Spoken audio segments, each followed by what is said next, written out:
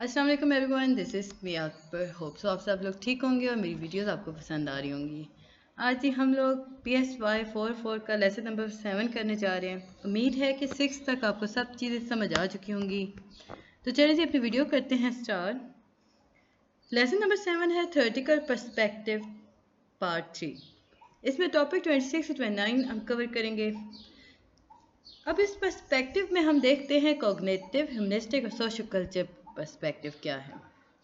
सबसे पहले हम देखते हैं कॉग्निटिव पर्सपेक्टिव। कॉग्निटिव पर्सपेक्टिव आपका ऐसा पर्सपेक्टिव है जो कि काफ़ी ज़्यादा इम्पोर्टेंट है। इसका बेसिक कॉन्सेप्ट हमारे पास क्या है। सबसे पहले हम देखते हैं कॉग्निशन है क्या। कॉग्निशन बेसिकली आपका मेंटल प्रोसेस या थॉट्स के बारे में बात करता है। यानी कॉग्निशन एक ऐसा प्रोसेस है जिसके अंदर हम बिहेवियर को देखते हैं। अब ये वो बिहेवियर है जो कि इंसान आपको शो कर रहा होता है, जिससे आप इंटरप्रेट कर रहे होते हो, इंफॉर्मेशन को यूज़ कर रहे होते हो, ले रहे होते हो। हर इंसान जो होता है सर्टेन सिचुएशंस के अंदर इंटरप्रेट करता है, अपना बिहेवियर अपने मैनर्स को लेके चलता है। अगर उसका मेंटल प्रोसेस को लेके चलता है, अगर कोई डेंजरस चीज़ आई है तो हर इंसान का पर्सपेक्टिव मुख्तलिफ होगा। यानी कि उसका फोकस अप्रोच होगी वो डिफरेंट होगी। आप कह सकते हो कि उसका जो बिहेवियर उस सिचुएशन के टुवर्ड होगा वो डिफरेंट होगा।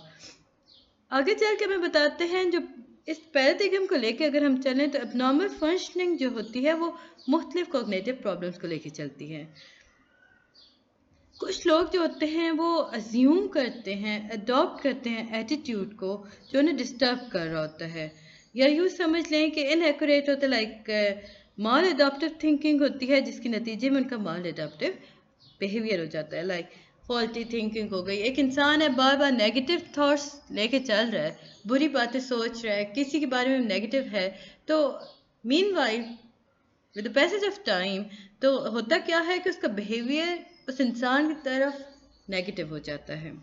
तो ये जो नेगेटिव होना होता है ये कॉग्निशन की बिहाफ पे हो रहा होता है। आगे चल के हमें बताते हैं कि इसके अंदर दो प्रोमिनेंट अप्रोचेस आ जाती हैं या थ्योरीज होती हैं। वो है फर्स्ट है बेक्स कॉग्निटिव थ्योरी, या आप समझ लो कि थेरेपी। आपको इनके सिंपल दो नाम याद रखने हैं। फर्स्ट है बेक्स कॉग्निटिव थेरेपी, सेकंड है Albert Ellis relation rational emotive behaviour therapy. अब बेक्स कॉग्निटिव थेरेपी में था क्या। एरन बेक्स जो थे इन्होंने पेस्टलेट किया था सबसे पहले इस थ्योरी को, या इसकी बेसिस के बारे में अगर हम बात करें तो कॉग्निटिव पैराडिग्म इसके अंदर इवॉल्व होती है। इस थेरेपी का जो गोल था कि वो हेल्प करता है क्लाइंट को कि वो रिकग्नाइज कर सकता है, रीस्ट्रक्चर कर सकता है अपनी थिंकिंग को। एक इंडिविजुअल है जो वो रेक्टिफाई करता है अपनी थॉट प्रोसेस को, उसका बिहेवियर जो होता है वो ऑटोमेटिकली रेक्टिफाइड हो जाता है। थेरेपिस्ट जो होते हैं इसमें क्लाइंट को गाइड करते हैं कि वो अपने डिसफंक्शन थॉट्स को कैसे चैलेंज कर सकता है। ये हमारे पास बैक कॉग्निटिव थेरेपी था। Albert Ellis rational emotive therapy या बिहेवियर थेरेपी जो है ये बेसिकली इस थेरेपी में हुआ क्या था हम वो देखते हैं। एलिस के थ्रू या अकॉर्डिंग टू एलिस तो कुछ इरेशनल बिलीव्स होते हैं जो प्रॉब्लम्स लाते हैं हमारे नॉर्मल फंक्शनिंग के अंदर। एलिस को यकीन था कि ये जो रैशनल एनालिसिस होते हैं ना, या उसने अपनी इस बात को प्रूफ किया कि जो रैशनल एनालिसिस और कॉग्निटिव रिकंस्ट्रक्शंस होती हैं जिसके अंदर इंसान जो होता है वो अपने सेल्फ को डिफीट कर रहा होता है, सेल्फ डिफीटिंग बिहेवियर लेके चल रहा होता है। अब ये वो डिफीटिंग बिहेवियर्स होते हैं जो वो कोर होते हैं उसके रेशनल बिलीव्स के। तो इससे होगा क्या कि उसके जो थॉट्स हैं, वो जो उसके बिहेवियर है वो चेंज हो जाता है। बेसिकली दोनों ही थेरेपीज के अंदर बात की जाती है रिकंस्ट्रक्शन की, बट बेक्स थ्योरी या थेरेपी के अंदर होता क्या है कि पूरा प्रोसेस दिया जाता है, आपको गाइड किया जाता है। एल्बर्ट एलिस ने बताया कि बिलीव्स जो होते हैं, इरेशनल बिलीव्स जो होते हैं वो आपके प्रॉपर अफेक्ट करते हैं बिहेवियर को, सो ज़रूरी है कि उन्हें चेंज किया जाए। बट कैसे चेंज किया जाए इस पर उसने वर्क नहीं किया था। तो इसके साइड इफ़ेक्ट्स मेरे पास, मतलब यूँ समझ लें कि इसके मुख्तलिफ बातें थी जो तशनगी, या यूँ कह लें कि मुख्तलिफ तशनगी थी बहुत सारी इस थ्योरी के अंदर जो रह गई। आगे हम लेक्चर्स में देखेंगे इन थ्योरीज को काफ़ी डिटेल में, और आपको तब समझ आएगा कि मैंने क्यों कहा कि ये तशनगी रह गई इसके अंदर। टॉपिक 27 है ह्यूमनिस्टिक पर्सपेक्टिव। ह्यूमनिस्टिक अप्रोच जो होती है ये बेसिकली इंसान के साथ चलती है। जब वो पैदा होता है उसके अंदर जो टेंडेंसी होती है वो नेचुरल टेंडेंसी होती है फ्रेंडली होने की, कोऑपरेटिव होने की, कंस्ट्रक्टिव होने की। अब वो लोग जो थ्योरिस्ट पर्पस के लिए यूज़ किए गए थे उन्होंने अपने आप को सेल्फ एक्चुअलाइज किया, अपने पोटेंशियल्स को गुडनेस की तरफ लेके आए और ग्रोथ लेके आए अपने अंदर। बहुत अगर मैं आसान करूँ तो ह्यूमनिस्टिक पर्सपेक्टिव बेसिकली इंसान के बारे में बात करती है, उसके स्ट्रेंथ्स के बारे में बात करेगी, उसकी वीकनेस के बारे में बात करेगी। आप कह सकते हो कि खुद शनासाई को हम कहते हैं ह्यूमनिस्टिक अप्रोच। इसमें हम देखते हैं कि हमारे अंदर क्या कमियां हैं, क्या खूबियां हैं। खुद को पहचानना ये इस पर्सपेक्टिव के थ्रू मिल जाता है। सॉरी। इसके बाद से आपके पास आता है रॉगर ह्यूमनिस्टिक थ्योरी। इस थ्योरी के अकॉर्डिंग रॉगर्स जो थे उन्होंने बताया कि जो बेसिक नीड होती है वो पॉजिटिव रिकॉर्ड्स के थ्रू ली जाती है और ये इंसानों के अंदर काफ़ी इम्पोर्टेंट होती है।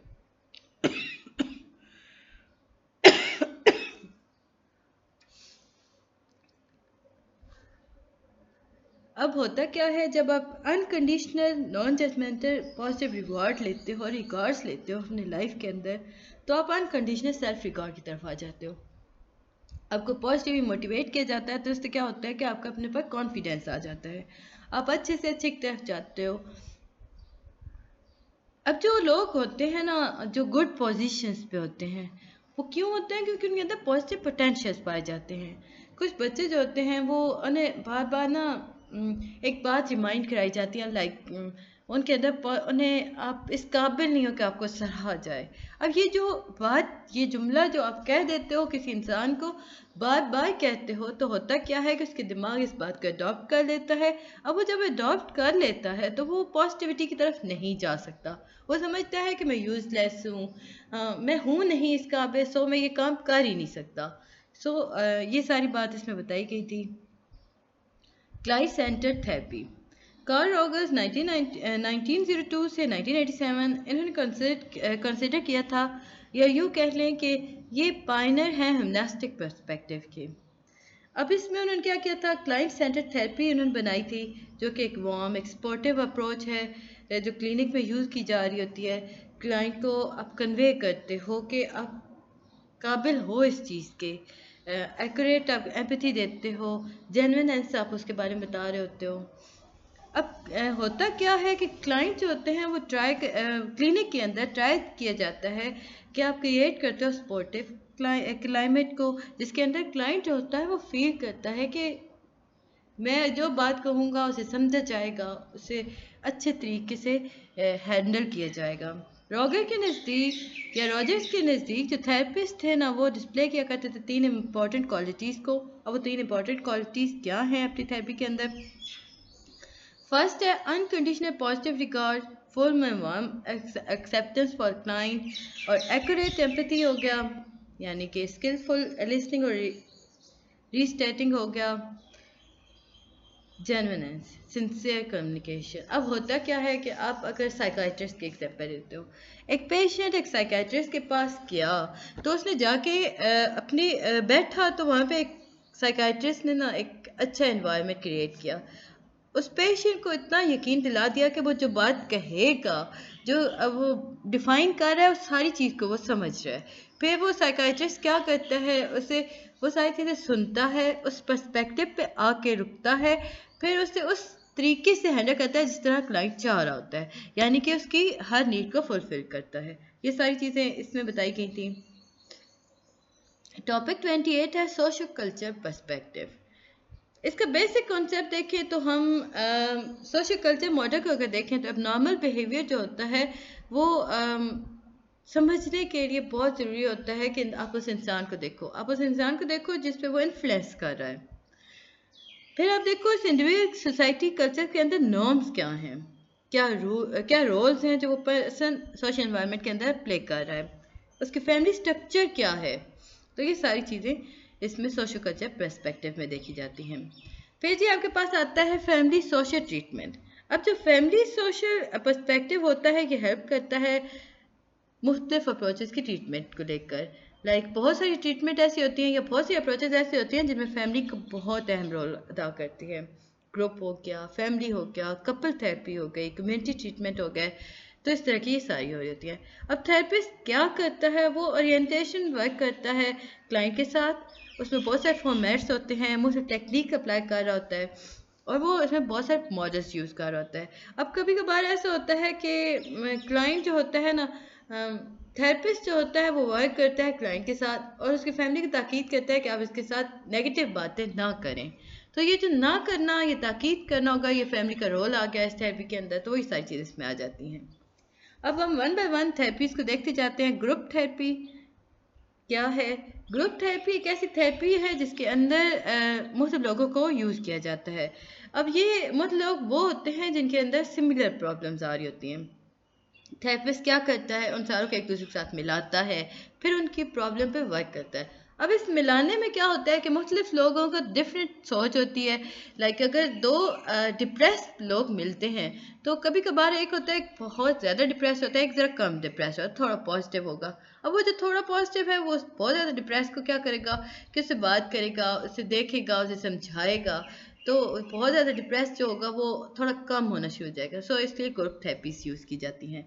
अदरवाइज सारे प्रॉब्लम्स को लेके चला जाता है और थेरेपिस्ट जो होता है वो उन सारों पे मिलके काम करता है। फैमिली थेरेपी, इसमें थेरेपिस्ट जो होते हैं वो फैमिली मेम्बर्स से मिलते हैं, पॉइंट आउट करते हैं प्रॉब्लम बिहेवियर को, इंट्रैक्शंस को, और फिर वो होल फैमिली को कहते हैं कि देखिए जी आप अपना way of thinking, way of living change करो ताकि ट्रीटमेंट बेहतर से बेहतरीन तरफ जा सके। कपल थेरेपी के अंदर हम मार्शल थेरेपी को लेके आते हैं। इसमें थेरेपिस्ट जो होता है वो दो लोगों के साथ मिलकर काम कर रहा होता है। अब ये वो दो लोग होते हैं जिनके अंदर लॉन्ग टर्म रिलेशनशिप हो रहा होता है, हस्बैंड एंड वाइफ हो गए। अब ये जो कपल होता है इसमें हम ये लाजिम नहीं है कि हस्बैंड एंड वाइफ ही को लेकर चलें। कपल लाजिम नहीं है कि वो शादीशुदा हो। वो दो लोग जो एक साथ काफ़ी अरसे से रह रहे हैं उन्हें हम कहेंगे कि ये कपल थेरेपी, उस पर जो वर्क करेगी वो कपल थेरेपी होगी। अब दो फ्रेंड्स भी हो सकते हैं, एक लॉन्ग पीरियड ऑफ टाइम वो साथ रह रहे हैं, तो उनके वो साथ रहने पर भी उनकी जो ट्रीटमेंट होगी वो कपल थेरेपी चल रही होगी, यानी कि उन दोनों को साथ लेके चला जा रहा होगा। फिर कम्युनिटी ट्रीटमेंट आ जाती है। कम्युनिटी जो होती है वो mental health treatment programmes allow करती है क्लाइंट को, जिसके अंदर हम देखते हैं कि साइकोलॉजिकल डिफ़िकल्टीज़ क्या क्या हैं, ट्रीटमेंट फैमिली सोशल सराउंडिंग है या नहीं, और वो क्लाइंट जो होगा वो कर रहा होगा या रिकवर कर रहा है या नहीं, ये सारी बातें इसमें हो रही होती हैं। टॉपिक 29 है दूसरे पर्सपेक्टिव यानी other perspective, bio psychosocial model. जितने भी डिफरेंसेस आ गए, जो कंक्लूजन और टेक्निक हो रही होती है ना, वो कंपेटेबल होती हैं एक दूसरे के साथ। कहा यह जाता है कि जो एबनॉर्मल बिहेवियर होता है वो बहुत कम्पीट करता है अप्रिशिएट बायोलॉजिकल, साइकोलॉजिकल और सोशल कल्चर एस्पेक्ट्स किसी भी इंसान के लेकर। फिर इसके बाद ये स्ट्रेस थेरेपी या थ्योरी। अब इस थ्योरी और थेरेपी के अगर हम देखें तो इसमें हम मेंटल और फिजिकल डिसऑर्डर्स की बात कर रहे होते हैं जो जेनेटिक और बायोलॉजिकल बिहाफ पे हो रही होती हैं। आप कह सकते हो कि आपको स्ट्रेसफुल है, वो आपको जेनेटिकली है, तो आप उसे कैसे ट्रीट करोगे। हर ट्रीटमेंट ज़रा डिफरेंट होता है, वो इसमें ये बात की जाती है। समिंग अप अगर हम देखें तो हमने इसमें बायोलॉजिकल मॉडल देखा, डिटेल हमने जिसमें बात की। फिर हमने साइकोडायनामिक मॉडल देखा, बिहेवियर मॉडल देखा, कोग्निटिव मॉडल पे हमने काफ़ी डिटेल में बात की थी। इसके बाद जी हम न्यूरोलिंग्विस्टिक मॉडल की तरफ गए, सोशल कल्चर पर्सपेक्टिव के बारे में बात की, बायो साइको सोशल मॉडल, इस पर हमने वर्क किया, इस पर सारी डिटेल बात की। उम्मीद है कि आपको समझ आया होगा। कोई चीज़ जो नहीं समझ आती मुझे बताइएगा। मिलते हैं नेक्स्ट वीडियो में, तब तक के लिए अल्लाह हाफिज़।